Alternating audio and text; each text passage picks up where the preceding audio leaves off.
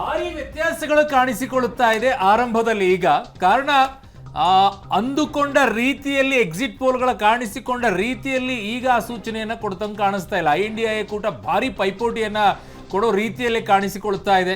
So Rahul Gandhi ಅವರು 295 ಅಂತ ಹೇಳಿದ್ರು. ಅದು 295 ಯಾವ ನಂಬರ್ಸ್ ಯಾರಿಗಂತ ಹೇಳಿದ್ರು ಗೊತ್ತಾಗ್ತಿಲ್ಲ. ಅವ್ರು ಕಾಂಗ್ರೆಸ್ ಹೇಳ್ಕೊಂಡಿದ್ರ ಬಿಜೆಪಿಗೆ ಹೇಳಿದ್ರ ಅಂತ ಹೇಳಿ ನಂಬರ್ಸ್ಗಳು ಹಾಗೆ ಕಾಣಿಸ್ತಾ ಇದೆ.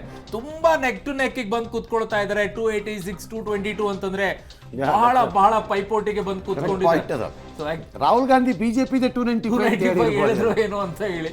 ಸೊ ಗೊತ್ತಾಗ್ತಿಲ್ಲ, ಅದು ಅಲ್ಲಿಗೆ ಬಂದು ನಿಂತ್ಕೊಳ್ಳೋ ರೀತಿಯಲ್ಲಿ ಕಾಣಿಸ್ತಾ ಇದೆ. 300 ಕ್ರಾಸ್ ಮಾಡಕ್ಕೆ ತುಂಬಾ ಫೈಟ್ ಮಾಡೋ ರೀತಿಯಲ್ಲಿ ಈಗ NDA ಬಂದು ಕೂತ್ಕೊಳ್ತಾ ಇದೆ. 300 ದಾಟಕ್ಕೂ ಕೂಡ ನೋಡಿದ್ರೆ ಎಕ್ಸಿಟ್ ಪೋಲ್ 350ಕ್ಕಿಂತಲೂ ಕಡಿಮೆ ಬರೋದೇ ಇಲ್ಲ ಅಂತ ಹೇಳ್ತಾ ಇದ್ದು. ಒಂದು ಎಕ್ಸಿಟ್ ಪೋಲ್ ಮಾತ್ರ 325 ಹೇಳಿದ್ರು, ಇನ್ನೊಂದು ಎಕ್ಸಿಟ್ ಪೋಲ್ ಹೇಳಿದ್ದು 380+ ಹೇಳಿದ್ರು ಅವರು. ಸೊ ಆ ನಂಬರ್ಸ್ಗಳಿಗೆ ಬಂದು ಕೂತ್ಕೊಳ್ಳೋ ರೀತಿಯಲ್ಲಿ ಕಾಣಿಸ್ತಾ ಇದೆ. ಎಕ್ಸಿಟ್ ಪೋಲ್ಗಳಲ್ಲಿ ಬಹುತೇಕವಾಗಿ ಲಾಸ್ಟ್ ಟೈಮ್ ಕೂಡ ನೋಡಿದ್ವಿ, ಒಂದೆರಡು ಎಕ್ಸಿಟ್ ಪೋಲ್ಗಳು ಕೊಟ್ಟಿರುವಂತದ್ದು ಕರೆಕ್ಟ್ ಆಗಿದ್ದು. ಈ ಬಾರಿ ಕೂಡ ಹಾಗೆ ಅನಿಸ್ತಾ ಇದೆಯಾ ಆರಂಭದಲ್ಲಿ ಗೊತ್ತಿಲ್ಲ. 12 ಗಂಟೆಗೆ ಒಂದು ಕ್ಲಿಯರ್ ಪಿಕ್ಚರ್ ಸಿಗುತ್ತೆ. ಆದ್ರೆ ಈಗ ಫೈಟ್ ಮಾತ್ರ ತುಂಬಾ ತುಂಬಾ ತುಂಬಾ ದೊಡ್ಡ ಮಟ್ಟದಲ್ಲಿ ಕಾಣಿಸ್ತಾ ಇದೆ. ಗೊತ್ತಿಲ್ಲ, ಮೇಲ್ನೋಟಕ್ಕೆ ನೋಡ್ತಾ ಇದ್ರು ಉತ್ತರ ಪ್ರದೇಶ ಅವ್ರಿಗೆ ಕೈ ಹಿಡಿಯುತ್ತೆ ಅನ್ಕೊಂಡಿದ್ರು. 69ರಿಂದ 71ವರೆಗೂ ಹೋಗುತ್ತೆ ಅಂತೇಳಿ. ಉತ್ತರ ಪ್ರದೇಶನೇ ಬಹು ದೊಡ್ಡದಾದಂತ ಏಟನ್ನ ಬಿಜೆಪಿಗೆ ಕೊಟ್ಟಂಗೆ ಕಾಣಿಸ್ತಾ ಇದೆ. ಉತ್ತರ ಪ್ರದೇಶ ಅವರಿಗೆ ಬಹುದೊಡ್ಡ ನಂಬಿಕೆ ಇದ್ದಿದ್ದು. ಉತ್ತರ ಪ್ರದೇಶದ ಗದ್ದುಗೆಯನ್ನು ಹಿಡಿದವರೇ ದೆಹಲಿಯ ಗದ್ದುಗೆಯನ್ನು ಹಿಡ್ಕೊಳ್ತಾರೆ ಅಂತ ಹೇಳಿ. ಬಟ್ ಅದು ಸಾಧ್ಯ ಆಗ್ತಾ ಇದೆಯಾ ಇಲ್ವಾ ಅನ್ನೋಂಥದ್ದು ಈಗ ಹೇಳಕ್ ಕಷ್ಟ ಆಗ್ತಿದೆ. ಕಾರಣ ಅಲ್ಲಿ 35ರವರೆಗೂ ಅವರು ಇದ್ದಾರೆ, 45ರವರೆಗೂ ಅವರು ಕಾಣಿಸ್ಕೊಳ್ತಾ ಇದ್ದಾರೆ. ತುಂಬಾ ನೆಕ್ ಟು ನೆಕ್ ಫೈಟ್ ಅಲ್ಲಿ ಬಂದು ಕೂತ್ಕೊಂಡಿದ್ದಾರೆ.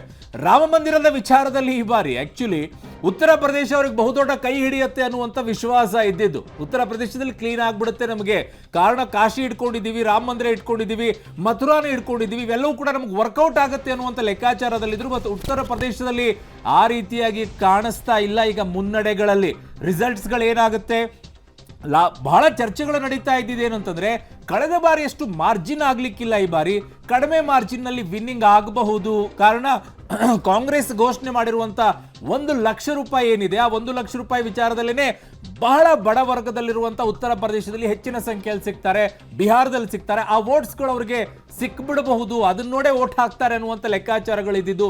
ಅದೇನಾದ್ರೂ ವರ್ಕೌಟ್ ಆಗಿದೆಯಾ ಆ ಭಾಗಗಳಲ್ಲಿ ಅಂತ ಈಗಲೇ ಹೇಳಕ್ ಕಷ್ಟ ಸಾಧ್ಯ. ಬಟ್ ಅದು ಕೂಡ ಒಂದು ರೀತಿಯಲ್ಲಿದೆ. ಇನ್ನೊಂದು ಕಡೆಗೆ ಬಹಳ ಚರ್ಚೆಗೆ ಬರ್ತಾ ಇದ್ದು, ಅಂಡರ್ ಕರೆಂಟ್ ಅಲ್ಲಿ ಬಹಳ ಚರ್ಚೆ ಆಗ್ತಾ ಇತ್ತು. ಮೊನ್ನೆ ಕೂಡ ಈ ವಿಚಾರದಲ್ಲಿ ಚರ್ಚೆ ಮಾಡಿದ್ವಿ.